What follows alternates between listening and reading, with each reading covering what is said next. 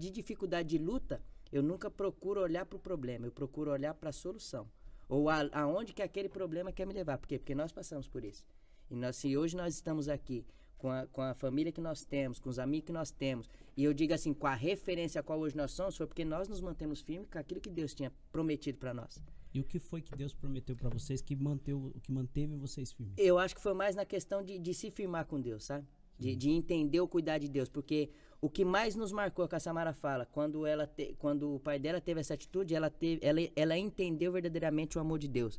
Mas o segundo ponto onde a gente entendemos o amor de Deus, porque a gente já estava caminhando na igreja.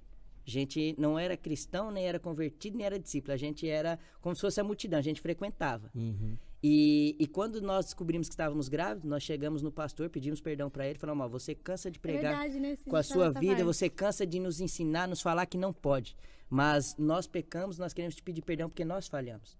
E nós estamos debaixo de uma liderança, não só da dele, como a gente tinha outros discipuladores. E ele foi e falou, ainda bem que vocês sabem, vocês reconheceram, chorou com a gente, orou com a gente.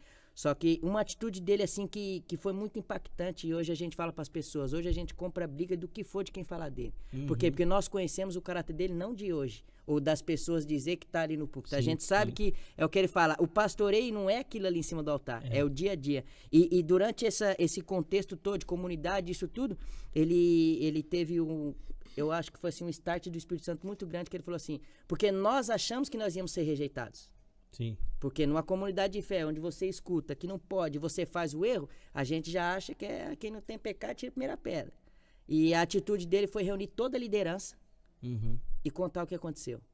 E a liderança se espantou porque, como a história da Samara, como a minha, nós éramos os black sheep da história, os ovelha negra. Que nada ia dar, nada ia acontecer, ela tá velha. Ia durar um mês. Não ia, quem olhava para nós falava, não ia durar um mês, não vai durar, que esses dois não prestem. E o pastor foi e reuniu toda a liderança e falou, o primeiro que apontar eles vai ter que sentar com a gente e conversar. Porque nesse momento, como jovens, a gente não tem que apontar, a gente tem que trazer para perto e ensinar com a experiência que nós temos. Aquilo ali, velho, para nós foi, uau, nós não esperávamos isso. Nós esperávamos, tá vendo, avisou, E foi uma atitude onde a gente vimos o amor de Deus e naquilo nós falamos, não, hoje a gente tem que se firmar.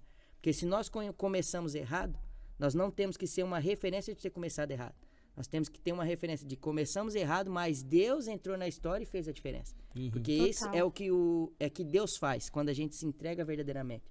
E tomamos a atitude, no início eu falei, mas não, você vai morar comigo. E nesse tempo, nós morávamos dentro de uma garagem, de 5x7. Eu e minha mãe, e meu tio, né? Porque meu pai, nesse contexto, meu pai estava preso. Então, o meu melhor amigo que eu sempre tive foi meu pai, eu não tive ele nesse momento. Então, eu falei, e agora, o que eu vou fazer? Contei pra minha mãe, ela falou, não, filho, nós vamos dar um jeito. Minha mãe tinha parado de trabalhar pra correr atrás das coisas do meu pai, pra resolver a questão de advogado e E eu falei, e agora, como vai ser? E eu tinha não sei porquê, mas eu tinha um sonho de ser engenheiro mecânico.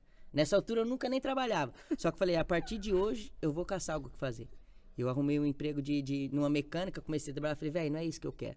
E um amigo meu que estudava comigo falou, mano, lá onde que eu trabalho tá precisando de ajudante de pedreiro. Ou no Brasil de orelha seca. Falei, mano, eu tô disposto. Ele falou, sério? Eu falei, mano, eu quero porque hoje eu tenho que entender que eu tenho que ser homem.